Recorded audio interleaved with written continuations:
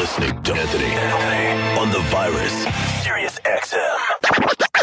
Look who we got here. Well, we should introduce everybody. We have James Brooks, Al Jean, David Sherman, Mike Scully, and I think that's it. Am I correct? Who's David Sherman? Silverman. Oh, that's it. That's me. Hold on. He's a stand-up comic. Don't fault him.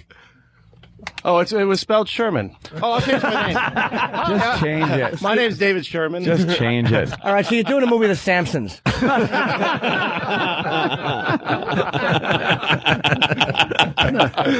have to change that, too. Terrible, Jimmy. All right, so my apologies. Yeah, this has been actually the Simpsons movie. Rumors of it were going on for years, and then it didn't happen. What finally put it over the top for you? Said, yeah, this is the time. Like 20 years later.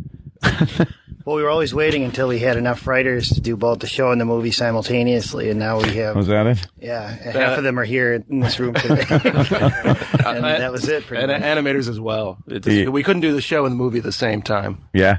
Do you guys outsource the animation? Does that go to Korea? We have a Part of it does. Yeah. A sweatshop? Private Those things are sweatshop. so economical, man. You get all the work done, and it doesn't cost you anything, and no one really knows what's going on in those places. They're too busy having fun. Right. It's cartoons. How could the kids working on them not like it? It was a great deal. We agreed to let them animate the movie, and they agreed to let us inspect their nuclear sites. Was that what did it? I knew they finally shut down the nuclear plant, and I didn't know it was for Simpsons cells. But now, of course, the Tracy Ullman Show kicked the whole thing off. Any inkling back then that how many years has it been? That was 20 years ago. 20 years ago. That's something that was just kind of a toss-in thing on the Tracy Ullman Show. It was a network that nobody watched. It was a network that was black. We were there. True. And that was at the time. And we decided to have these little 15, 20-second pieces between our sketches. And one of them was Matt's The Simpsons. And that just obviously took off. But and getting back to the whole Fox thing and a young fledgling network that would put anything on and let it stay on for a while. It's kind of odd now when you hear a new show turn up on Fox and then it's gone in like 2 weeks. You go, wow, that was the kind of the network that used to give them a little bit of time. Do you think a show like The Simpsons would have made the cut or hard to these days, I don't know. Just almost these two guys were there at the very beginning. David was there for the Ullman Show, and he animated the earliest stuff, and now directed the movie. And I took the writing job at the beginning because none of my friends wanted it. I basically said I'll work hard and I'll work cheap. It's just amazing. It seemed like the focus was originally on Bart Simpson, and then the star became Homer. When did that happen? Well, it wasn't conscious. It was just we got older and fatter. A little more relatable. A lot more relatable to us. We're heading towards Grandpa. Yeah. In terms of our plots. Yeah, the Homer character definitely had changed more, I think, over time than any of the other characters, and obviously for the better. The lower his IQ, the funnier he became. Yeah. Yeah, the first few, it was like, wow, that's a little too smart for Homer. I don't like the smart Homer. He was trying too hard to be a good dad, and we just, nuts to that. Yeah. Well, it definitely works. Is there something you've written, like one of the episodes you've written, obviously there's a million of them that are hailed as brilliant, but is there one you write that, if I had to just die and have one episode, this would be it? Well, there's one thing I'm really proud of. When I was a little kid, I got a Valentine that said, I choo-choo choose you from a girl. And I thought, wow, she chose me. That's really sweet. And so I had Lisa give one to Ralph, and then he blew it up into a crush and, wouldn't leave. And it's on my wedding band. But I heard there was another wedding that really happened where they had those vows. So. Wow. Changing lives. That's amazing. The 30-year-old Valentine's card. A stuttering joke on your wedding band. That's great. They couldn't fit two Jews walk into a bar. It makes the band a lot more expensive. What's the basic storyline of the movie? We don't. Do we say now? I mean, is do you enough to or say? no? Well, it's basically Homer works in the sewers. And it's on TV. It's not that far off. The dealing with pig waste is a big issue in the film. Okay. And Homer's As it is in real life. Sure. Homer's poor solution to the problem is what really causes the plot of the movie to kick in, and then he has to save the day. But it's really, much more elegantly and sophisticated than from the basic Well, not notion. that much. Yeah. I always liked about The Simpsons is how the beginning, the first 10 minutes, has nothing to do with the episode itself. Like there'll just be this drastic change at the beginning. It's called vamping. Is that what it is? Because you'll be going with the storyline and go, okay, wait, what just happened? It's just completely switched gears, and now they're offshore somewhere gambling. I don't know what happened. It turns out people hate narrative thrust. Yeah, I guess so. You guys have gotten away typically too. Like it's always seen as this edgy show. Like The Simpsons could take things a lot farther than like a lot of traditional sitcoms. Maybe it's the cartoon angle, or it's just the fact that it was so popular. Is there anything that you guys really wanted to do that they just would not let you do? Well, we used to be able to show Homer's butt crack, and now we can't. Yeah. Well, the children. Do you think a child would chuckle at Homer's butt crack or go crazy and shoot up his school? Like, the priorities are a little weird these days. I don't think cartoon butt crack is really a problem. Have you seen this butt crack? Is it really bad? It's a heck of a thing. Okay. I could be wrong, They though. just think of what was most important to us and take that away. Yeah. Homer's butt crack? No. It's like, you remember the late 1990s when you could just see butt cracks anywhere you wanted? Yeah. Those were the days. Take Maggie, we said. And also earlier on, and you still get away with this, but I'm wondering if there's any more of a backlash. The goofing on Fox is a great inside joke. It's hysterical.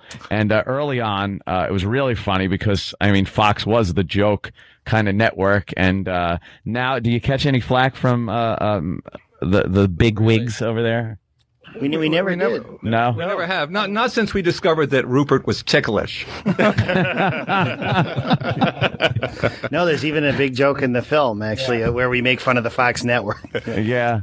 That definitely showed like some bravery and stuff, and it was that inside joke kind of a thing that I think was one of the features that made it really catch on, where you just look and go, wow, that's kind of cool that they did that. But again, early Fox was like, married with children, how many years? Jesus Christ. All right, enough already. We get it. The daughter's sexy. Father doesn't want to do anything. By the way, he had a great butt crack. Yes, and we could see his butt crack. No pixelation there. I think that's what ruined it, when they figured out how to pixelate. They wanted to pixelate butt crack, but we didn't have the technology. It took like Lucasfilm to make up the pixelation. Excuse me, we didn't come here to talk about butt crack. We came here to talk about pig waste. Yes, pig waste. Pig waste. Well, James, you've been involved. It's your resume. It's obviously just a string of failures, like Taxi. Mary Tyler Moore, Rhoda. I can the Andy explain Griffith that. Show. Are one of these shows even still on the air? It's very rare to meet a guy who's had as many successes as you have. One of my favorite things. This is a little off the subject. Danny DeVito getting best character ever.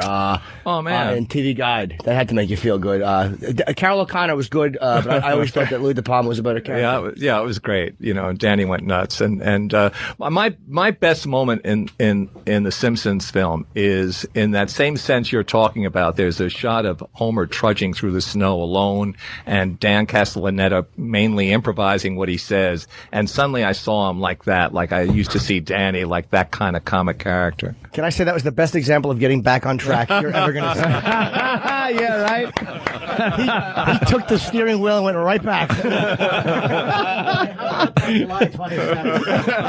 July 27th. Mary Tyler Moore, Simpsons I think dialogue. that was the day they honored Danny, coincidentally. Yeah.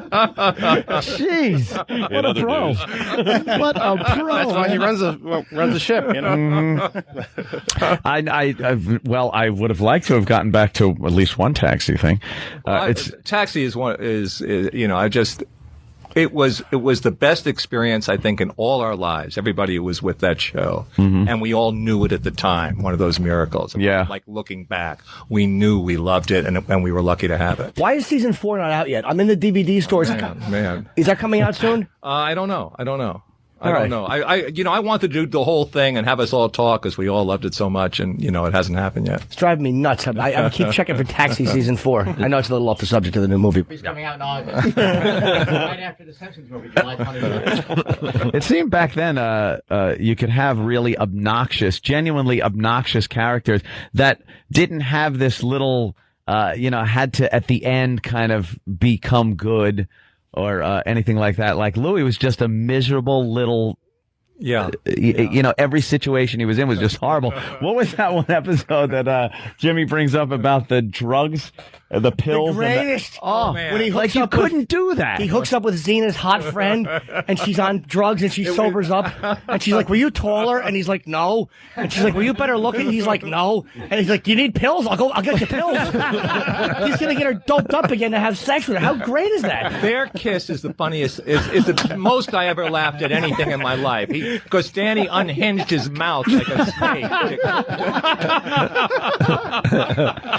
It's a great thing. His mouth just opens like a snake, and he locks on it. It was really great. Yeah. But you just didn't have to be politically correct, or you didn't have to have it wrap up where the character then became nice or learned something. People laughed at genuinely obnoxious people that just were uncaring and miserable. And now it just seems like you got to have some kind of a, redemption. some redemption, right? Or somebody's got to, Where's it's the got to have a Reverend Jim payoff. doing monologues about peyote experiences? Yeah, you could not do that now, and I think that's been so detrimental, especially to network television. Check out Hannah Montana. It's loaded with drug stuff. It's subtle, but it's there. So if you guys like language-wise and stuff like that, I mean, there's obviously the butt crack thing, but was there subjects and certain things that when you, right now you're probably way above that with anywhere you're writing, but did you have stuff that like, no, you can't joke about that, or like, no, we'd rather not have you go there, and kind of veto scripts or things like that? No, that really is what we're trying to do. Occasionally there would be crazy notes, like there was a censor note once we had Santa Claus holding a gun, and they said, well, it could be the Easter Bunny. Isn't that odd? Yes. They're like very bizarre things, and you just, but oh, those Jews. I had the same thing when they gave us a real fight, a joke that they thought was about Catholics. And instead of saying cut the joke, I said it's not about Catholics, it's about something else. We're just using Catholics as a reference. And he said, well, could you at least change it to Methodist? It's just amazing. Where do they come up with this? we had like this evil store that we called Sprawl Mart, and then below the sign said a parody of Walmart. No, you can't say that. So we said, all right, what if we say not a parody of Walmart? They go, okay. Oh, God. Tell them the Viagra. The two names that you had were one. Oh, yeah, Jamadin was one. And I think that was the better of the two. Like, they said, no, that's all right. The first one was Bonestra. Now somehow got Jamadin. That's much better. Oh, my God. There was a pickup line that they allowed in where Grandpa was talking to a woman, and his name is Abraham, and he said, how about giving Honest Abe another term in the Oval Office? And like that was an acceptable line to them. And sometimes you go, wait, but that's okay. What sitcom do you watch that makes you laugh? Right. I like The Office. The original with Both. Gervais? Both. Well, yeah, that was a classic. What about, I've noticed a couple of cartoon wars, little animation wars happening, and South Park is parodied you guys. You know those guys? I never met him, but Never met him? And South Park to me is the flat out genius work going on regularly. Yeah. I mean, it just, it's the best of the best. Yeah, I remember that one episode. Simpsons did it. Where they just run around and every bit he did, it was just the Simpsons had done it already, and they were very upset with that. The Anthony Podcast. We were talking about standards and practice, yeah, and how it doesn't even matter anymore. It's not really them that you have to worry about. It's the company you work for saying, well, we're going to, voluntarily cut this back and this. And I was just explaining how they actually gave us a book called Words Hurt.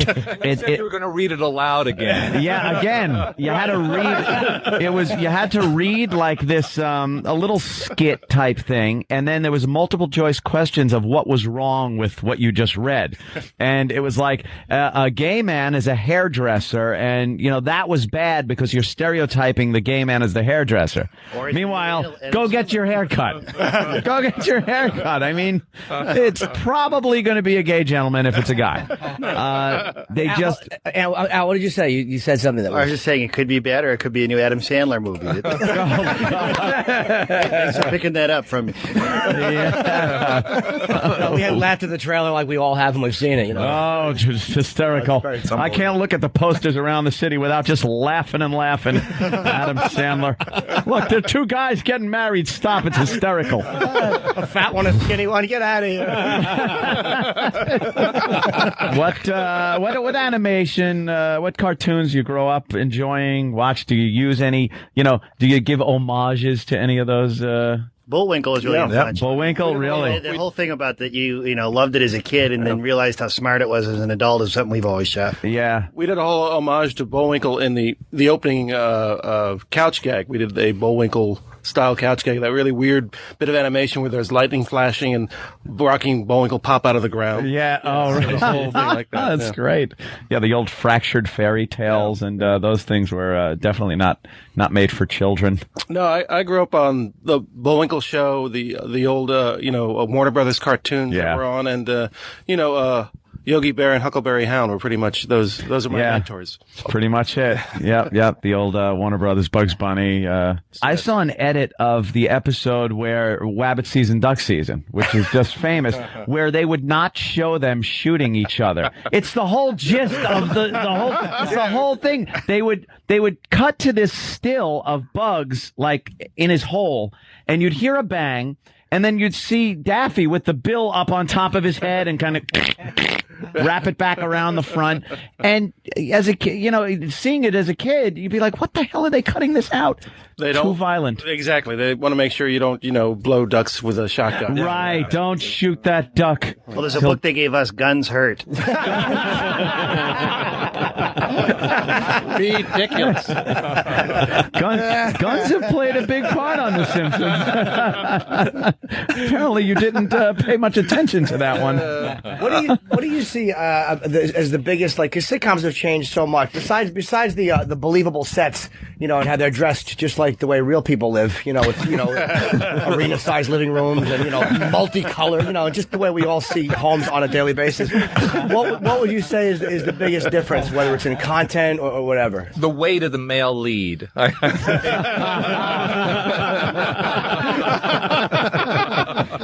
damn, he's right. Yeah, we went through a phase, I guess, in the the 80s, where they went with the typical stupid husband father character, which went on and on for a few years, and then they kind of changed it to the father is a comedian. He's got some other job, but everything he says is funny. That was Raymond, and with King of Queens. You ever? I mean, you just don't know people like that, unless you know Jimmy Norton, who's a stand-up comic. Yeah, but I'm not a family man either. But disgusting. You were on Lucky Louie. Well, yeah, I mean, we all. Anyone see Lucky Louie on HBO? Yeah, I saw it. See, there you go. They're very nice people. These guys from The Simpsons. I'm one and done. But it seems like the obsession with looks. It's like when you look at the old shows. I mean, whether it was Red Fox or it was Carol O'Connor, or Gene Stapleton, or again Taxi. Except for, I guess Danza was good looking and Mary Lou Henner. Yeah, I guess that's a bad example because they were all good looking except for Louie and Judd Hirsch. All right, so I'll just just destroyed myself and my own awful point. But I wonder why you're not advancing, Jim. That's a good one. Who we got on the phone and stuff? Hello, can you hear us? Hey, what's up, guys? I just got a quick question. I was just wondering if there are any episodes that used to air that you are not allowed to air anymore. No, we had one which was written in the 90s about the World Trade Center, which we pulled for a year. But obviously, like a lot of things, it wasn't ever intended as any reference to 9/11. Yeah. That's it. They all air.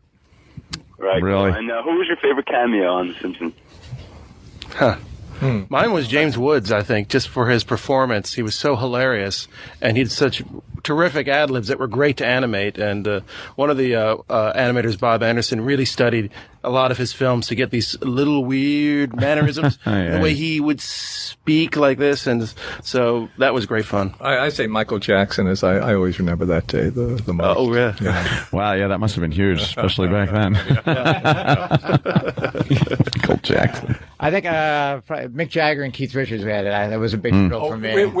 That was amazing because they came in afterwards, and it was when Mick Jagger was there, and people started to say, "Will you sign the picture? Will you sign this picture?" And then fine, he was cooperating. People started to bring out the guitars. People started, until finally, finally at a certain point, he went from perfectly mannered to "I'll kill" to get out of here. It's like, how many chances are you going to get that to have a guitar signed though by Mick? No, it was really close. It was really close. And Keith was a lot of fun. Keith signed anything anybody put in front of him. Summons. And he put the date on everything. He goes, "I like writing 2004 because I didn't think I'd ever live to see it." He was saying that in '68.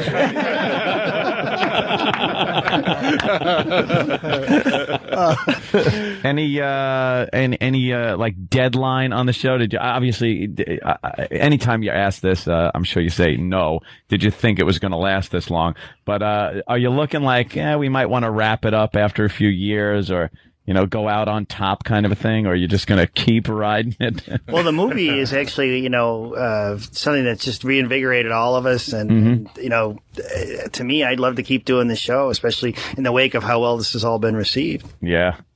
It's just a lot of times, though, people, there have been a few shows.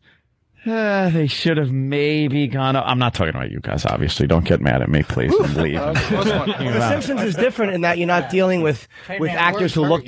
Words hurt, dude. Words hurt. I got to read that again.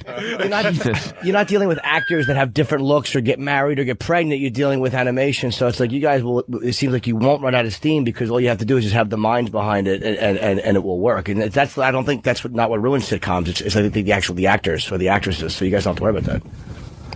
That's another big question. No, but I don't know how I was saying something nice, and yet I sucked the energy, and I was like just a bomb went off in here, and everybody died, including myself. Dead air hurts. Oh, what a thump! We have another caller we could go to. Yeah. Where's the goddamn caller? Caller, are you there? No. I'm the captain of this ship. Get the active phone call. Yeah, so did you guys ever get fined for anything you've ever done in an episode? No fine was ever levied against us. Fox has gotten fined for a couple things, so they're skittish, because of that. But we got spanked once. And that was my request. So has there ever been like an FCC complaint brought at all, or no? And how do you guys feel about being on the Family Guy? What are the I'm not Family Guy. How do you feel about what? I don't think he's nervous at all. I don't know. With their lack of answer, it sounds like pending litigation. I just heard Family Guy. We just could hear Family Guy. Oh, how did you feel about being on Family Guy? I guess Family Guy did an episode where they do we that. parodied them, and it's It's a funny show. Yeah. I know you animation guys are like you're gangsters. These guys are gonna start shooting each other. Hey, you callers can't see us, but we're really buff. You don't have to be to beat up Seth.